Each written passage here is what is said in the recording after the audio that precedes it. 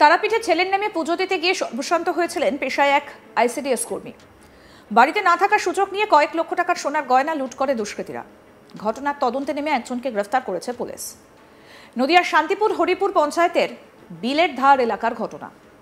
জানা যায় আইসিডিএস কর্মী তুলসী দেবনাথ গত দুদিন আগে তারাপীঠে গিয়েছিলেন তার ছেলের জন্য পুজো দিতে। এদিন প্রতিবেশীরা তাকে ফোন করে জানায় ঘরের প্রত্যেকটা দরজা খোলা। তুলসী দেবনাথ তড়িঘড়ি বাড়িতে এসে দেখেন 4টে আলমারি সহ শোকেসের মধ্যে রাখা সমস্ত সোনার গয়না লুট করে নিয়ে গিয়েছে দুষ্কৃতীরা। এছাড়াও প্রত্যেকটা ঘর লণ্ডভণ্ড অবস্থায় পড়ে রয়েছে। সব মিলিয়ে কয়েক লক্ষ টাকার গয়না খোয়া গিয়েছে বলে দাবি করছেন তুলসী দেবনাথ।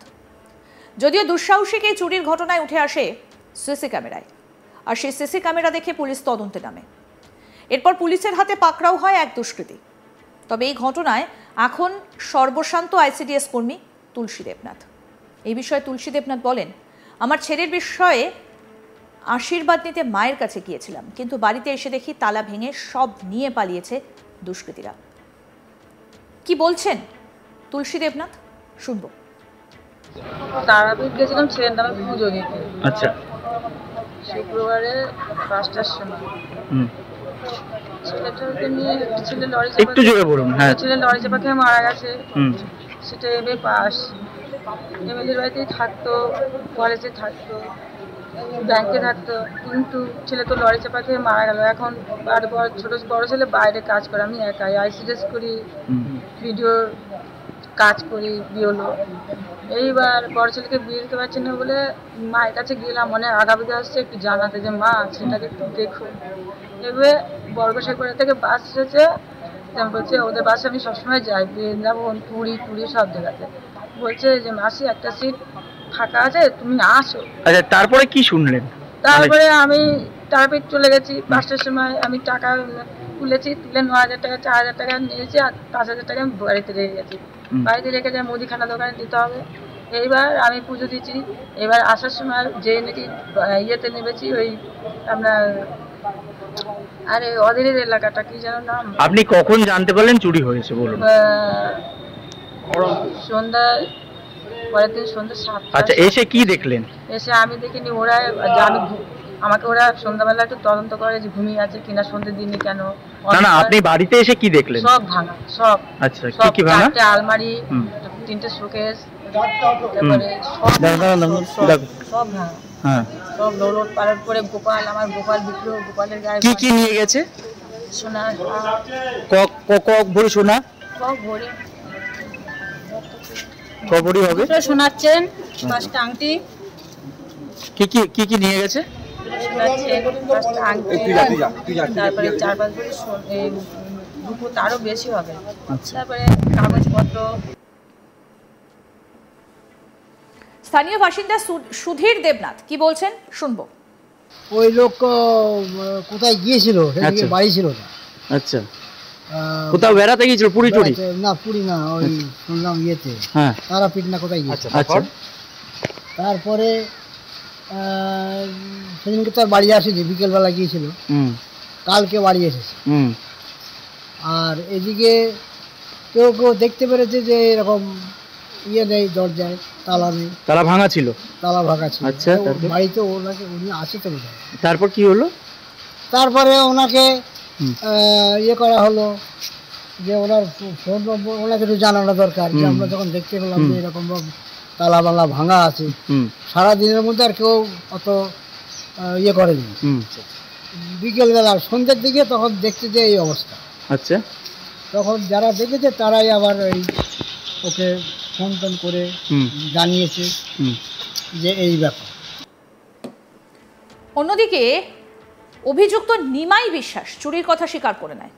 তার দাবি অভাবের কারণেই তালা ভেঙে চুরি করেছে। কি বক্তব্য ধৃত নিমাই বিশ্বাসের শুনবো। কি চুরি করেছো? সোনার জিনিস। কার কাছ থেকে? বিলের ধার। হ্যাঁ, ক লাখ টাকা? কেন চুরি করেছিলে? কেন? কজন ছিলে? কি মানে তালা ভাঙলে কি করে?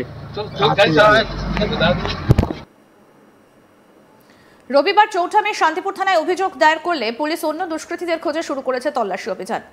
সম্প্রতি নদিয়া জেলার বিভিন্ন প্রান্তের পাশাপাশি শান্তিপুরেও দিনে রাতে ঘটছে চুরির ঘটনা। পুলিশকে হতে হচ্ছে নাজেহাল। এই পরিস্থিতিতে চুরির ঘটনা কিভাবে আটকানো যায় সেই নিয়ে কপালে চিন্তার ভাঁজ পড়েছে নদিয়ার শান্তিপুর থানার পুলিশের। আমাদের প্রতিনিধি সুরজিৎ দাস কি প্রতিবেদন তুলে ধরলেন, শুনবো এবার। তারাপীঠে মায়ের কাছে নিতে গিয়েছিলেন আশীর্বাদ, আর সেই সুযোগ নিয়ে এই চোরের দল বাড়ির সর্বস্ব লুট করে নিয়ে পালালো। ঘটনাটি ঘটল নদিয়ার শান্তিপুর থানার অন্তর্গত হরিপুর গ্রাম পঞ্চায়েতের বিলের ধার এলাকায়। জানা যায় বিলের ধার এলাকার বাসিন্দা তুলসী দেবনাথ তিনি একাই বাড়িতে থাকতেন। তার দুটি ছেলে ছিল, একটি ছেলে পথ দুর্ঘটনায় মারা যায়, আর একটি ছেলে রয়েছে, সেই ছেলে কর্মসূত্রে বাইরে থাকেন। মূলত পরিবারের যাতে মঙ্গল কামনা হয় সেই মঙ্গল কামনার উদ্দেশ্যেই তিনি কয়েকদিন আগেই তারাপীঠে যান। এলাকারই একটি গাড়িতে করে তারাপীঠে গিয়েছিলেন তিনি। এরপরেই তারাপীঠে থাকা অবস্থায় তিনি শোনেন তার বাড়ির গ্রিলের তালা ভেঙে চোরের দল সর্বস্ব লুট করে পালিয়েছে। এরপর তিনি বাড়ি ফিরে আসেন। বাড়ি ফিরে এসে দেখেন তার যে সোনা গয়না ছিল, পাশাপাশি যে গোপালের মূর্তি ছিল, সেই মূর্তিতে যে গহনা ছিল সেই গহনাও চুরি করে নিয়ে যায়, পাশাপাশি কিছু নগদ টাকা, সেই নগদ টাকাও চুরি করে নিয়ে যায় চোরের দল। এরপরেই তুলসী দেবনাথ তিনি শান্তিপুর থানায় একটি লিখিত অভিযোগ দায়ের করেন। অভিযোগের ভিত্তিতে তদন্তে নামে পুলিশ তদন্তে নেবে সেই এলাকার একটি সিসিটিভি ফুটেজ পরীক্ষা করেন। সেখানেই দেখতে পান গভীর রাতে একজন সাইকেল নিয়ে এক ব্যক্তি ঘোরাফেরা করছে। তার মুখ দেখে তার চিহ্নিত করে তাকে জিজ্ঞাসাবাদ করেই তিনি ঘটনার স্বীকার করে নেন যে তিনিই চুরি করেছেন। পরবর্তীকালে তাকে শান্তিপুর থানার পুলিশ গ্রেপ্তার করে। আজ তাকে রানাঘাট আদালতে পাঠানো হয়। পাশাপাশি অভিযুক্তকে যখন সাংবাদিকরা জিজ্ঞাসা করে, অর্থাৎ আমরা যখন জিজ্ঞাসা করি, তিনিও কিন্তু চুরির কথা স্বীকার করে নেন। তিনি বলেন যে নিজেই তিনি একাই ছিলেন চুরির সময়, আর্থিক অনটনের কারণেই তিনি এই চুরি করেছেন।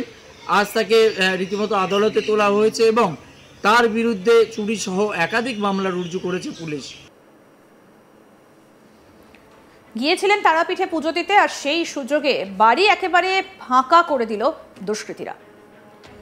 কি বললেন গৃহকর্ত্রী, আসুন শুনি আরেকবার। তারাপীঠ গেছিলাম ছেলের নামে পুজো দিতে। আচ্ছা।